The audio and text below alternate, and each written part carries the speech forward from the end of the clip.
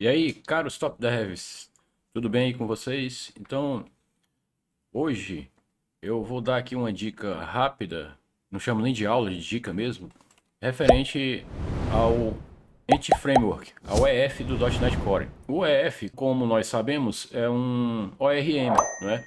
Ele faz um intermédio entre o banco de dados e sua aplicação, sua camada de acesso a dados do .NET Core.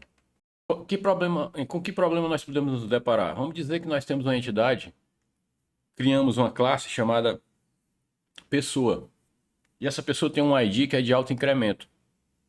Então o que ocorre é que quando você cria uma nova pessoa no código, você ainda não tem esse ID, mas às vezes nesse procedimento, nesse mesmo procedimento que você está fazendo, nesse momento, você de alguma maneira pode precisar desse ID, mas quem gera esse ID é o banco de dados. Então é uma das coisas que a gente vai ver como fazer aqui. E outra coisa, nós vamos fazer aqui uns testes no comportamento dos relacionamentos entre entidades referente à inserção de registros, né? Depois nós podemos aprofundar mais esses testes. Então vamos lá para não perder muito tempo. Eu gostaria que fosse rápido isso aqui. Então eu estou aqui, onde é que eu estou? Estou na minha pasta Home. Então eu vou entrar aqui na pasta Projetos. Eu estou utilizando o iTerm 2 aqui, que é um conceito muito bom. Ele tem autocomplete. Qualquer coisa a gente pode fazer um vídeo de dicas referente à instalação e à personalização do iTerm. Ele é muito bom, ele tem autocomplete. O console tem cores que facilitam a identificação das coisas, versionamentos, Git e etc. Então vamos lá. Nós vamos aqui. Eu também não vou aumentar a fonte, né, do editor. Vou ficar dando zoom aqui no próprio vídeo, né? Então, para a gente criar uma nova aplicação .NET Core, nós temos que disparar o comando .NET New. Se eu for dar apenas no .NET New, ele vai listar para mim todos os tipos de projetos que eu posso criar. Então tem console, tem web app, tem Angular, tem React e por aí vai, né? Tem Razor Server Application, né? Bom, mas nós vamos limpar aqui, Ctrl L. Vamos dar aqui um .NET New. Vamos fazer diferente. Nós vamos já colocar aqui o tipo de aplicação, que é o console. Mas nós estamos dentro da pasta projetos e eu queria criar uma subpasta, que é a pasta onde nós vamos criar a aplicação, que nós vamos chamar de teste EF, como está aqui. Você viu que o autocomplete do iTerm 2 funcionou. Vamos criar aqui essa aplicação agora. Ele já fez a restauração dos pacotes. E você nota se eu der aqui se eu limpar a tela e der aqui um ls, ele criou a pasta teste EF, ele não criou o projeto nessa pasta. Então vamos entrar nessa teste EF. Pronto. Dando aqui outro ls, nós temos os únicos arquivos que o C Sharp, que o .NET Core cria para um projeto console utilizando o drive.net, né? Então vamos dar aqui um code ponto para a gente abrir no code. Eu prefiro utilizar o code, que eu acho mais leve. Vou até já maximizar aqui. Ele tá logo de cara perguntando se eu quero me utilizar da pasta toda como se fosse um conjunto de projetos ou se eu quero me utilizar apenas do projeto que foi criado, né? Então vamos no projeto mesmo aqui. Nós não vamos criar outros projetos. Pronto. Como eu estava dizendo, eu utilizo a ideia do VS Code, que eu acho ela bem leve e mais integrada com a linha de comando, que eu gosto muito de utilizar a linha de comando. Ele está perguntando já aqui, é bom ter atenção a essas perguntas do VS Code.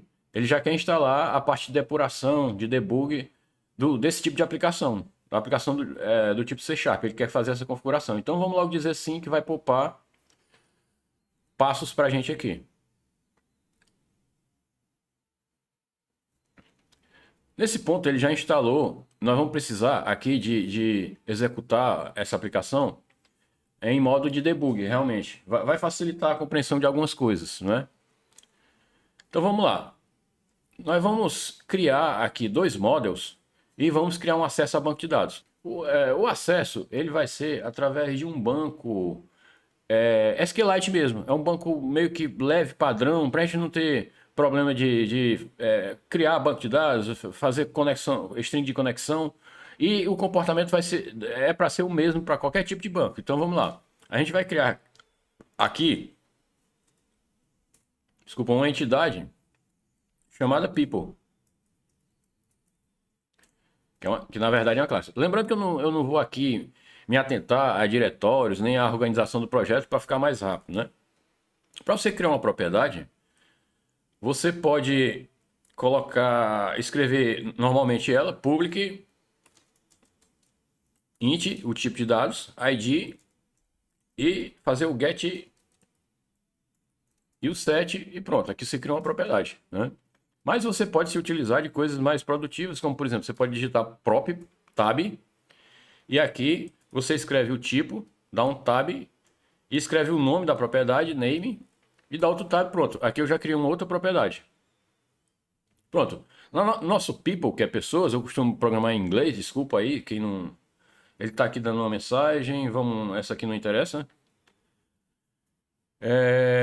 Nós vamos criar mais um campo aqui, só para dificultar mais a coisa, fazer um relacionamento, né? Então vamos dizer que essa pessoa tenha hobbies. Então, nós vamos criar aqui um prop tab, né? Eu vou dizer que essa pessoa pode ter vários hobbies. Então eu vou dizer que ela tem um iCollection. Errei. Um iCollection. Contra o ponto. Ele está pedindo. Ah, eu dei contra o ponto. Você pode também ir nessa luzinha, que é a mesma coisa. Clicar nela, né? Ele está pedindo para eu importar o System Collections. Pronto. Só que eu quero uma coleção tipada. Eu quero utilizar aqui genéricos, que a gente chama de genéricos. Eu quero que ela seja uma coleção de hobby, que ainda não existe. Nós vamos criar essa classe hobby. Vou dar um tab e eu quero que o nome dessa propriedade seja hobbies.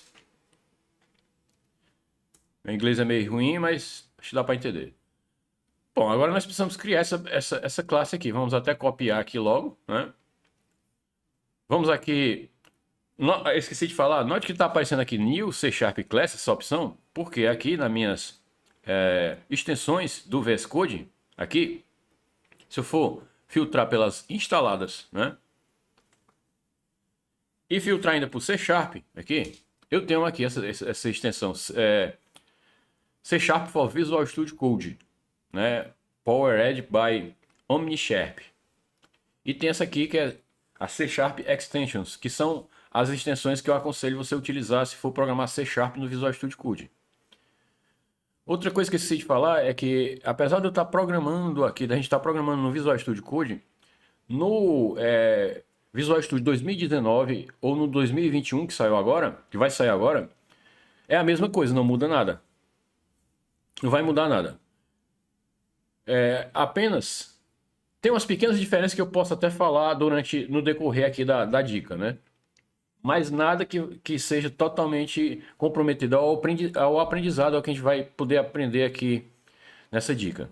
Então vamos logo criar aqui a classe hobby, new C Sharp Class, né, que facilita. Eu poderia criar o arquivo normalmente, manualmente, e aqui em New File também, e criar o arquivo normalmente, apenas essa extensão auxilia, né? A gente vai chamar ela, como já está copiada aqui, de hobby. Pronto. No hobby, nós vamos dar aqui um prop tab, vou deixar como int, outro tab, id, pronto, tab. E eu vou dar outro prop, vou querer que ela seja string. Nós não vamos aqui também aperfeiçoar os tipos de dados, tipo o tamanho da string, não, porque tá fora do escopo. Description. O hobby só tem id e description. E note que isso aqui poderia ser, claro, uma entidade muitos para muitos, mas aqui no caso, para simplificar, a gente está deixando ela um para muitos, né? Então aqui significa que... Por que ele não pegou o hobby? Teste F. Ah, é porque eu preciso importar. Agora eu vou aqui. O System Collections Generics, né? Agora tá tudo ok. Se você der um Ctrl S, você salva. Se você der um Ctrl vírgula, tanto no Mac como no Windows, é o mesmo atalho, é o Ctrl mesmo, viu? Mesmo no Mac. Eu não lembro se no Windows mudou, mas Antigamente eu sei que era o Ctrl L para você abrir o console embaixo. Então é Ctrl aspas simples, viu? Ctrl L é para limpar o console que eu limpei agora. Por quê? Porque a gente vai dar um .NET Build só para ver se está tudo ok. Estando tudo ok, de qualquer maneira nós ainda não temos nada de conexão com o banco de dados. Então nós temos que criar o nosso contexto, né? Então, de novo, nós vamos criar uma new C# class. Vamos chamar de teste context. Aqui nós vamos criar nosso contexto. Ele deve herdar de db context. Mas nós não temos db context aqui. Se você for ver, não temos. Porque nós precisamos instalar uns pacotes. Primeiro nós vamos ter que instalar. Agora eu vou para cá, vou dar um Ctrl L e eu vou instalar o pacote. Para instalar o pacote você dá um .NET Edge Package. Não é esse. A gente vai instalar o pacote Microsoft Entity Framework Core primeiro. Ele vai tentar adicionar. E agora ele adicionou sem erro. E agora nós vamos utilizar o banco SQLite. Então nós vamos, primeiro, nós vamos subscrever aqui um método. Vamos dar aqui um override. Ele agora tá reclamando. Vamos tentar adicionar aqui. Olha, using Microsoft Entity Framework Core. Pronto. E agora sim nós vamos dar aqui um override. Digita a palavra override e dá um espaço que ele vai dizer o que você pode fazer override aqui. Então, nós vamos fazer o override on configuring. Isso porque nós vamos utilizar esse options builder aqui para poder usar o SQLite. Use SQLite.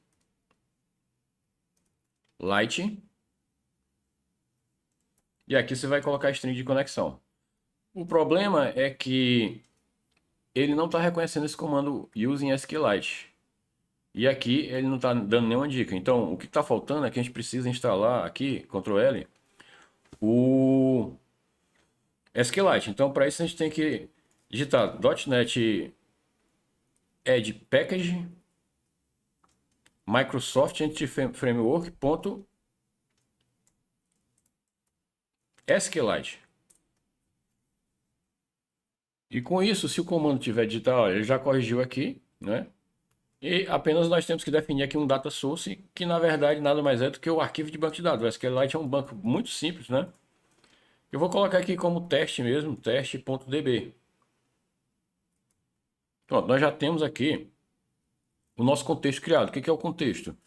É o que é a ponte, é o que vai fazer a ponte entre o nosso código, nossa biblioteca de acesso a dados do .NET Core e o nosso banco de dados em si, que poderia ser um MySQL, poderia ser um SQL Server, né?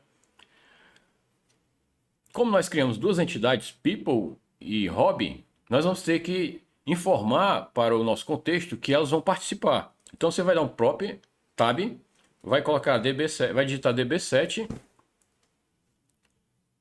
people, que é a primeira, e vai dizer que ela é peoples. Por quê? Por que peoples? Porque isso aqui vai se tornar uma collection no final das contas, né? E nós vamos colocar o outro também, que é a hobby, né? Então db7 do tipo que hobby tab, coloca hobbies. Pronto. Já temos o nosso contexto completamente criado. Bem simples, poderia ter mais configurações aqui, mas nós vamos parar por aqui mesmo. Mas nós ainda não temos banco criado. Você vê aqui que nós não temos nenhum banco de dados criado. Para isso, nós vamos ter que ir aqui no console, vamos dar uma limpada aqui e vamos dar um .NET EF, porque nós vamos trabalhar com Entity Framework, Migrations, ADD. Podemos chamar de inicial, como está aqui. Vamos criar a primeira migration.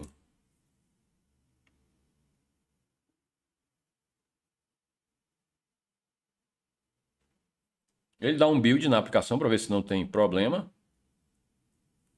E ele está dando erro porque nós temos que instalar uma outra biblioteca. Então vamos limpar aqui. Vamos dar um .NET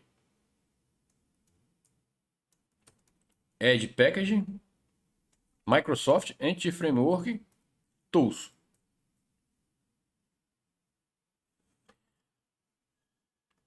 Lembrando que todas essas bibliotecas que nós estamos adicionando, se você for aqui no arquivo CSProj, elas são na verdade adicionadas aqui. Ele nada mais está fazendo que adicionar aqui e dar um restore.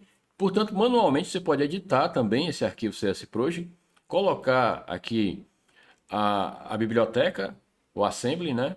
E a versão, e pode dar um .NET Restore, que seria esse comando aqui, né? .NET Restore. Mas, como nós estamos dando o Add Package, ele já faz isso automaticamente. Nós vamos repetir aquele comando. No meu console aqui eu posso dar uma seta para cima e voltei para o comando de novo. Nós vamos tentar criar novamente um migration.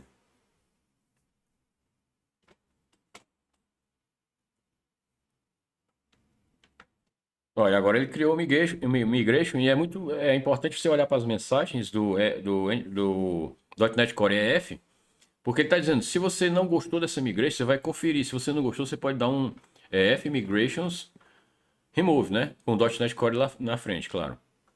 Então o que ele criou foi essa pasta Migrations e criou essa migração aqui. E o que que ela faz?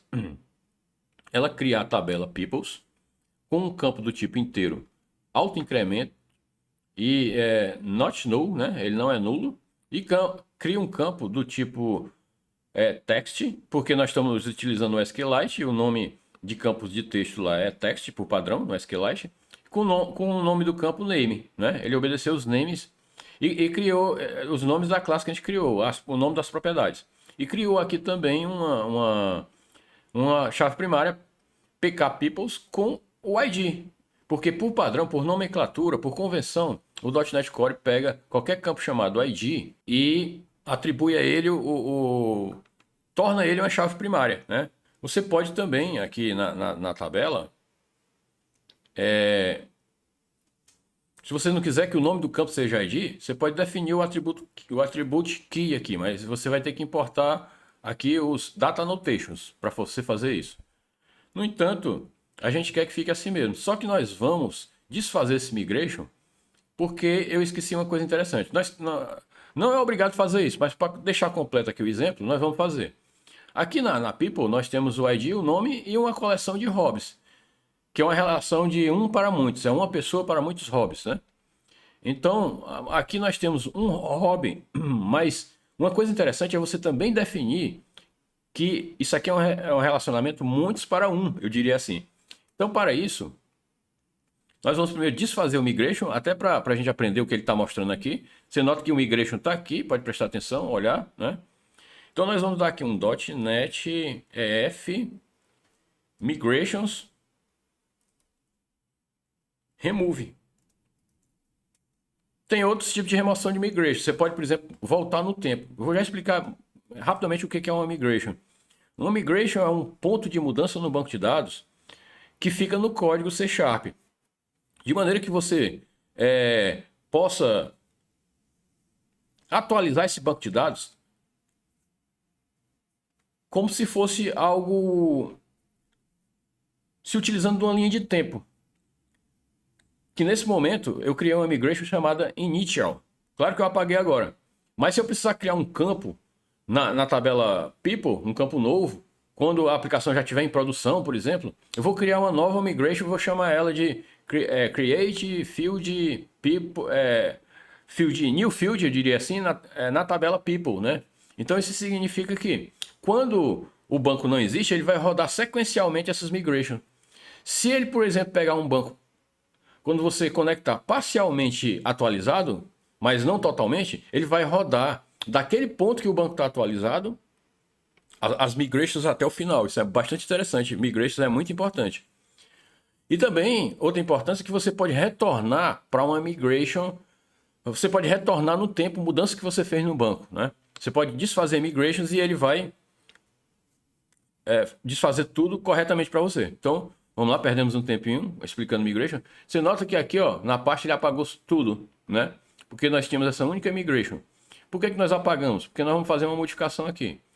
Nós vamos, não aqui, mas vou salvar aqui, né? Nós vamos na tabela Robin aqui e vamos dizer que, como um relacionamento de um para muitos, nós vamos dizer que aqui nós temos um prop do tipo int mesmo, que nós vamos chamar ela de people ID. E para melhorar mais ainda, nós vamos criar aqui uma propriedade do tipo people, que nós vamos chamar de people mesmo. O que eu estou fazendo aqui? Por inferência, assim, por nomenclatura, por conversão, o C Sharp do .NET Core e o C Sharp também do .NET Framework, ele nota que o nome dessa entidade, e aqui nós temos uma entidade isso aqui é uma entidade que está dentro do nosso contexto, e como eu coloquei ela com o nome people, se eu colocar people, o mesmo nome que está aqui, e o ID, que como eu já falei, ele também por convenção, ele sabe que isso se refere a uma chave, ele está entendendo que isso aqui é um campo que eu quero criar nessa tabela, que vai fazer referência à tabela people, ou seja, vai ser um relacionamento aqui. Nessa tabela Rob vai ter um campo people ID que vai fazer o relacionamento com a tabela people, né? Se eu não tivesse colocado isso, só pelo fato de eu ter colocado aqui esse iCollection, ele iria criar esse campo automaticamente para mim. Mas esse campo criado, people ID, que ele iria criar, ele ficaria como permitir nulos, ou seja, eu não ia ser obrigado a informar, quando eu criasse um hobby, a informar qual é o people relacionado ao hobby. Fazendo isso, ele vai impor mais integridade, né? Ele vai fazer um delete cascade, vai dizer que isso aqui é not null, ou seja, eu vou ser obrigado, quando eu criar um hobby, eu vou ser obrigado a incluir um people, né? Definir qual é o ID do people aqui no banco de dados. Eu posso deixar isso como opcional também, eu posso permitir a criação de um hobby e tornar ele opcional. Para isso eu teria que aqui, nessa propriedade, colocar uma interrogação, que significa que eu estou tornando esse campo aqui no able, né? Isso aqui é o caractere que determina que esse tipo aqui é no able. O que significa isso? Ele pode ser nulo. Então, nesse caso aqui, quando eu criasse um novo hobby, ele era permitido que ele fosse nulo. Então vamos tirar. Vamos deixar ele mesmo assim, para facilitar. E agora, como nós fizemos mudanças, nós vamos rodar de novo o migration. Vamos limpar aqui. E vamos até repetir, né? Vamos repetir o mesmo comando. Seta para cima. Novamente ele vai dar um build para ver se está tudo ok. E novamente ele está informando que se eu não gostei, eu posso ainda dar de novo um EF Migration Remove. Vamos ver como foi o migration que ele criou. Então ele criou a tabela people, como nós já falamos, o campus é int e name, do tipo integer e text, né? Criou aqui a tabela Hobbs, agora com as diferenças, né? Ele criou o ID do tipo integer, que é um auto-increment, e é uma primary key, que a gente vai ver no final ali. O description, que é do tipo text. E ele é no able aqui. A gente não informou que ele é obrigatório. A gente poderia ter informado também. E olha, ele criou aqui o campo people ID, que dessa vez ele é no able false, né? E é do tipo inteiro. Até aí tudo bem. Agora nas constraints ele criou a primary key, que foi o PK Hobbs, que é o ID, que por convenção ele pegou o nome, né? Ele gosta do nome ID e ele sabe que qualquer classe que você criar com uma propriedade chamada ID, ele torna a primary key.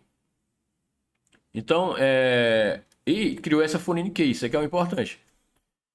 Se utilizando da coluna people ID, para referenciar a tabela peoples, e o campo ID, que é a primary key da tabela peoples, e num delete, caso eu delete uma people, eu vou deletar todos os hobbies dela, né? E aqui ele criou um índice, né? Para questão de performance. Ele está criando um índice.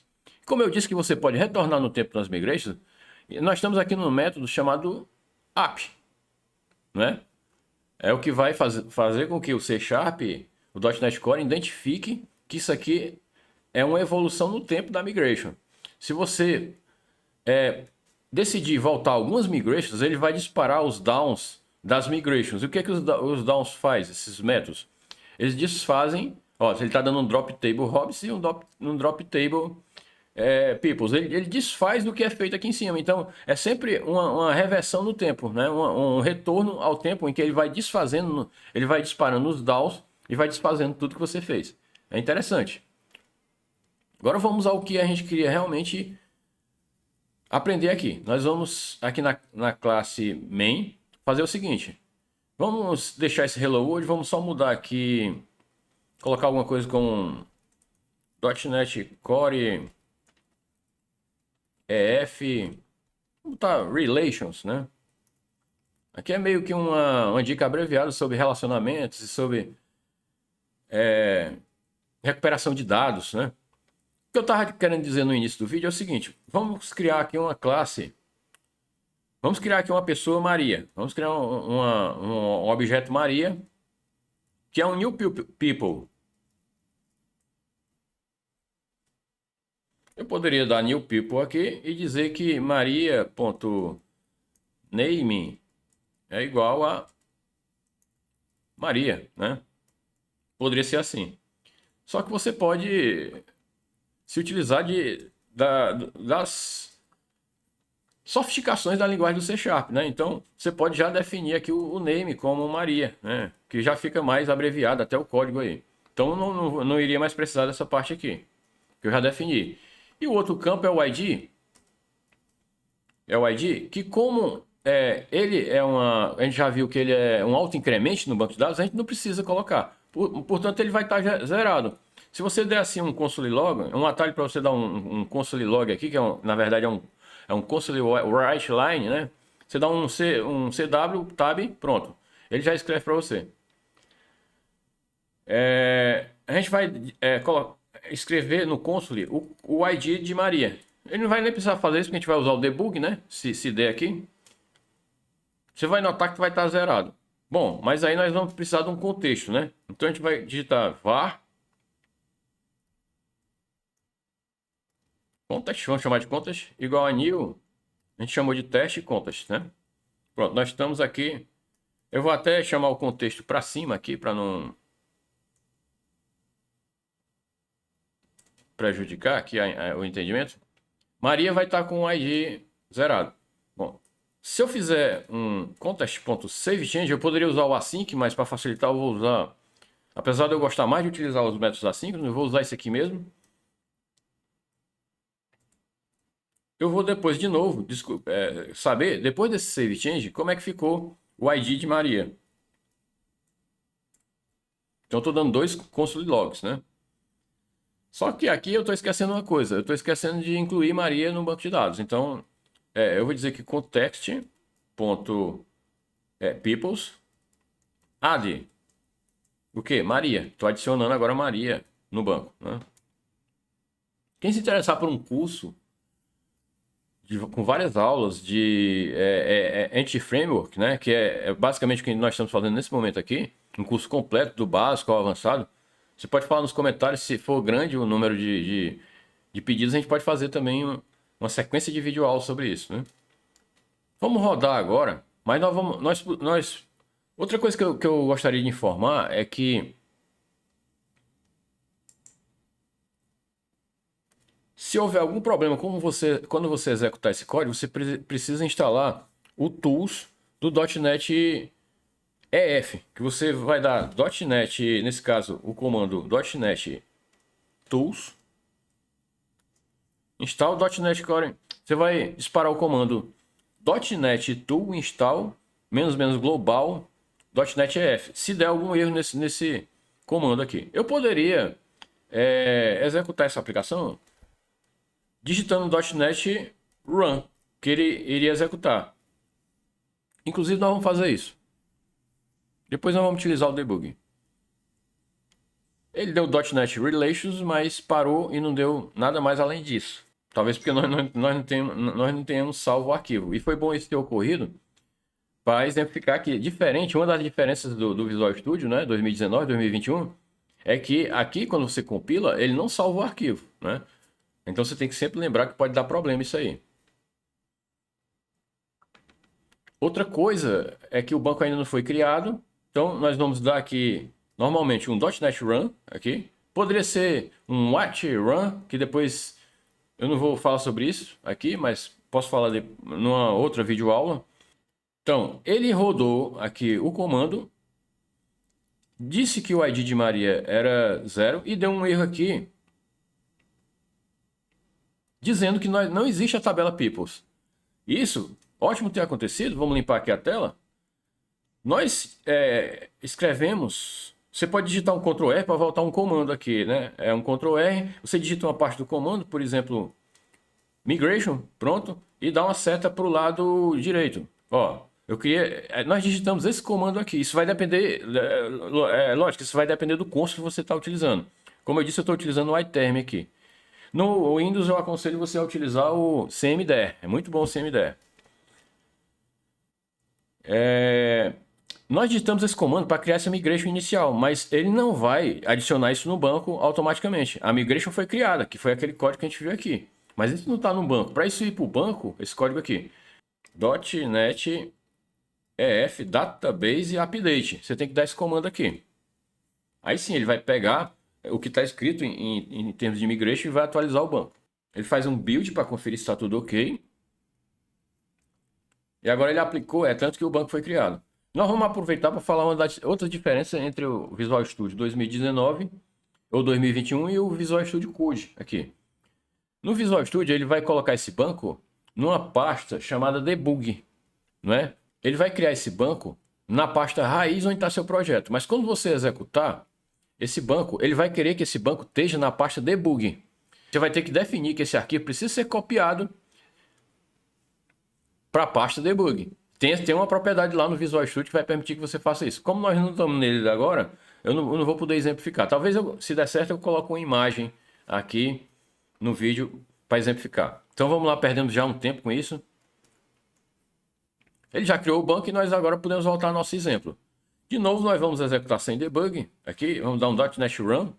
Podemos dar um .NET Watch Run. O que significa isso? É que ele vai rodar o projeto, não é o caso desse projeto, né? Esse projeto não vai precisar disso. Ele vai rodar o projeto e vai ficar esperando por alguma modificação no projeto. Caso algum arquivo seja modificado, ele vai recompilar e atualizar o projeto, né? Mas no caso aqui a gente vai dar só um run.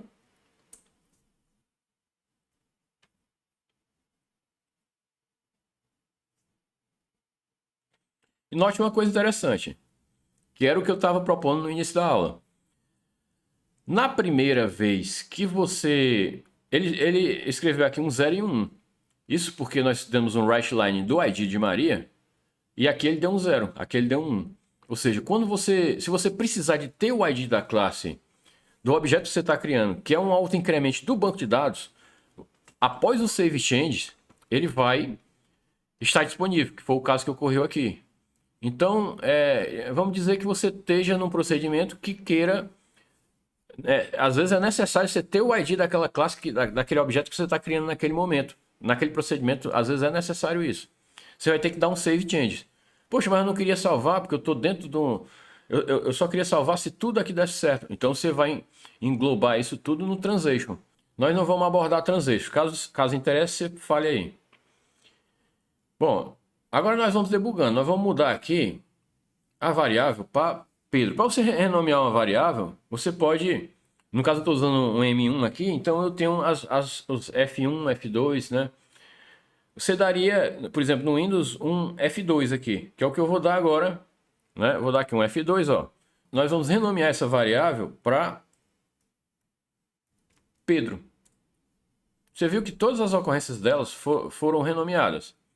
E nós vamos mudar também aqui o nome no banco de dados, né? Que é o dado que ele vai inserir lá para Pedro também. E agora, a diferença é que nós vamos debugar. Vamos colocar aqui um breakpoint. Talvez possa ser aqui. Vamos aqui nesse botão debug. Naquele momento que você aceitou aquele assert aqui que ele disse que precisava instalar, ele já configurou todo esse ambiente para você. Caso ele você tenha esquecido de fazer isso, você vai ver um botãozinho parecido com play aqui, que você vai dar, e ele vai perguntar aqui o que você quer configurar. Você vai indicar que é .NET Core. Mas aqui a gente vai dar aqui, você pode dar também um F5, viu? No Windows. ou no Mac que tem o F5. E ele já parou aqui no breakpoint. Pode seguir esses símbolos aqui, que na verdade é um F10, né? Então, eu vou seguir eles.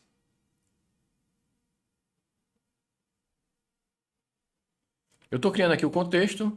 Estou criando a variável Pedro. E note como é que está Pedro aqui.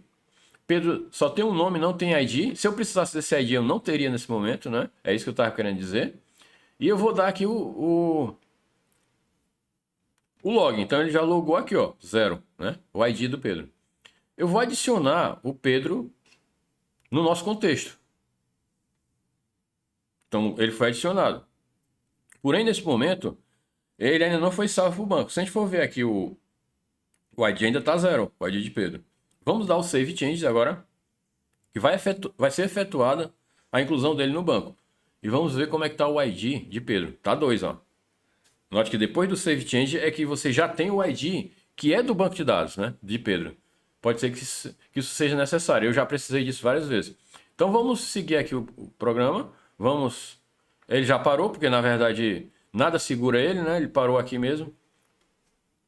Nós vamos comentar. Vamos fazer uma outra experiência legal. Nós vamos agora criar um hobby.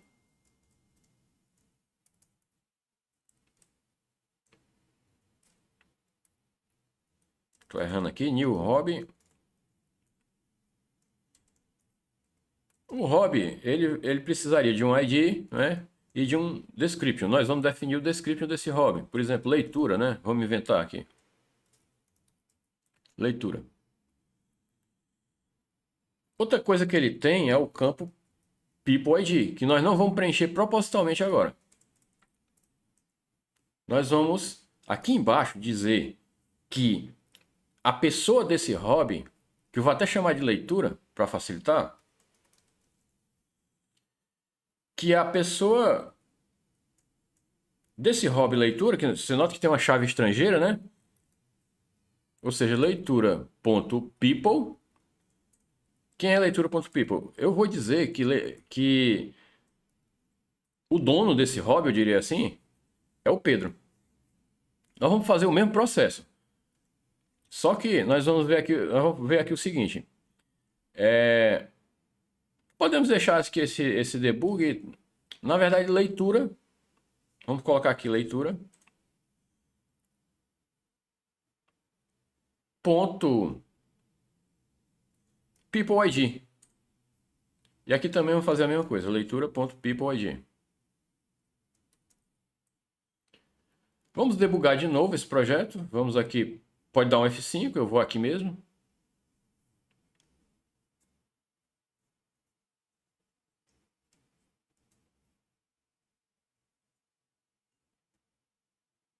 Nós esquecemos de fazer aqui uma coisa, vamos abortar. E vamos adicionar também o hobby, né? Nós temos que adicionar ele no banco de dados, senão isso não iria servir. Que é o leitura.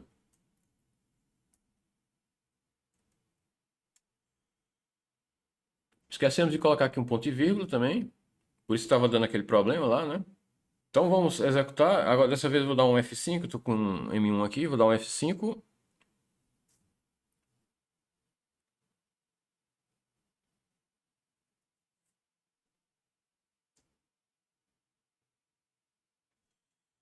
Então você vai sempre aqui nesse botão que corresponde ao F10. Eu vou aqui no display mesmo, mas é a mesma coisa.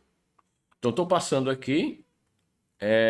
Vou criar um novo Pedro e um novo hobby chamado leitura. Como é que ficaram essas propriedades? Pedro ficou com ID 0, o nome Pedro. E o hobby leitura ficou com ID 0, a pessoa também 0 e só o description leitura. Vamos atribuir Pedro a ela. Como é que ela ficou, leitura?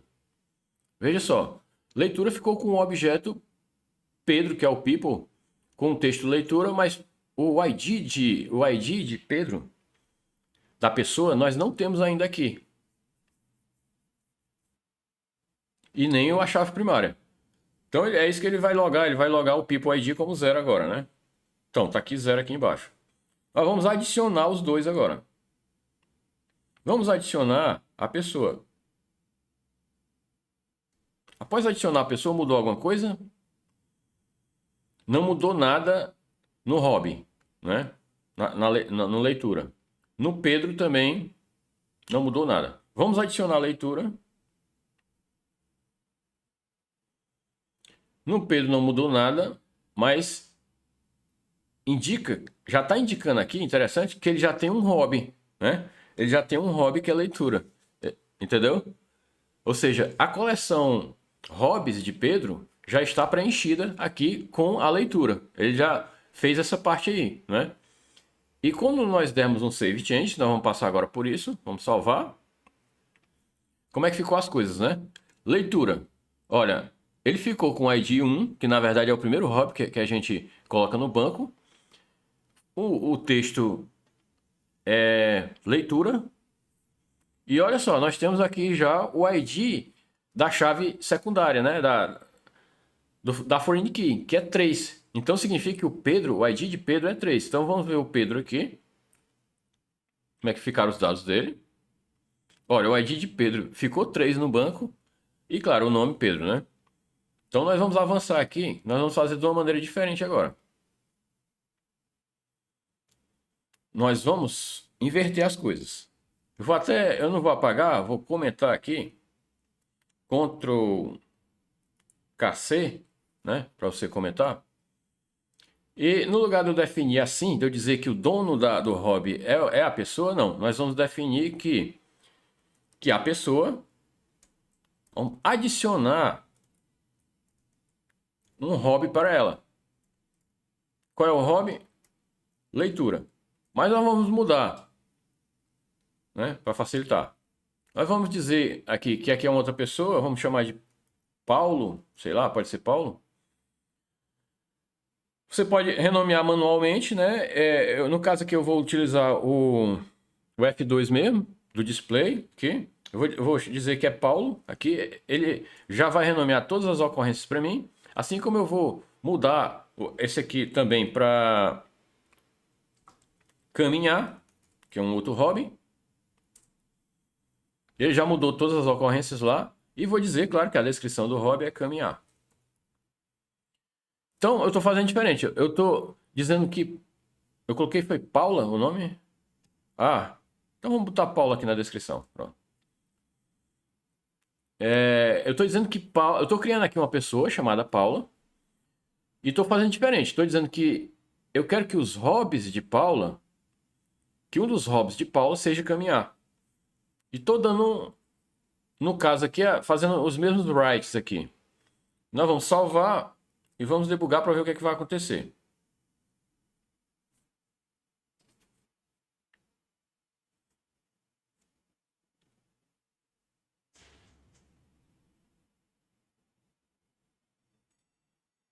Vamos lá, vamos passo a passo, F10, né? Se você tiver no Windows, ou esse botãozinho se você tiver no Mac.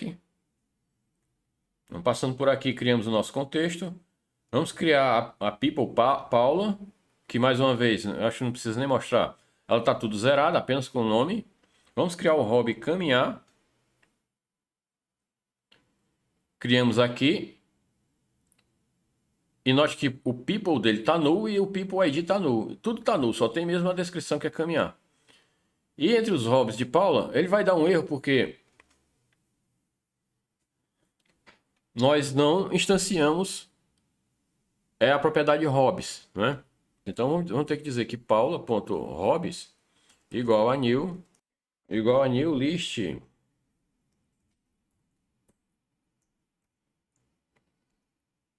hobby. Ele não está aceitando por quê? Porque ele não está encontrando lista, que é do System Generics. Então nós vamos incluir aqui. Nós instanciamos ele com uma lista vazia do tipo hobby. E agora nós vamos ter que incluir o hobby caminhar. Vamos dar um debug agora. Vamos juntar aqui, dar um debug agora.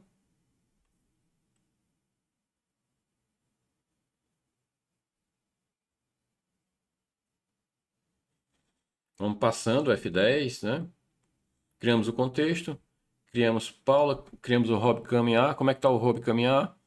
Ele tá com tudo zerado, como nós vimos, né? Tanto o People ID como o People tá tudo zerado. Aqui nós temos o caminhar. Estamos adicionando, agora não é mais nulo, então nós vamos adicionar o hobby caminhar a Paula. Vamos ver o que ocorre depois que a gente adicionar. Passou por aqui, eu adicionei, como é que ficou caminhar? Caminhar continuou do mesmo jeito. Sem o ID, sem o People ID e sem o próprio People, apenas com a descrição. E claro que Paula agora ficou com um item de hobby aqui. Tá dando um conte 1, né? Que é o caminhar que nós colocamos. Nós vamos dar um write aqui no caminhar, vai dar 0, né? No People ID. Vamos agora adicionar Paula. Como é que ficou aqui o caminhar? Ele ficou já com o People, né? O People já está preenchido, olha que interessante. O People já está preenchido, mas nós não temos ainda o People ID. Temos a descrição e nós não temos o ID. E o People ficou normal, como estava, não mudou nada. E vamos adicionar agora o caminhar. O caminhar ficou do mesmo jeito que estava, não mudou nada. E vamos dar agora o Save Changes, né? Para salvar no banco. Então veja o que ocorreu. O caminhar agora, ele tem um ID que é 2, foi o segundo hobby que nós criamos. Tem o People, que na verdade é a Paula, né, que nós atribuímos.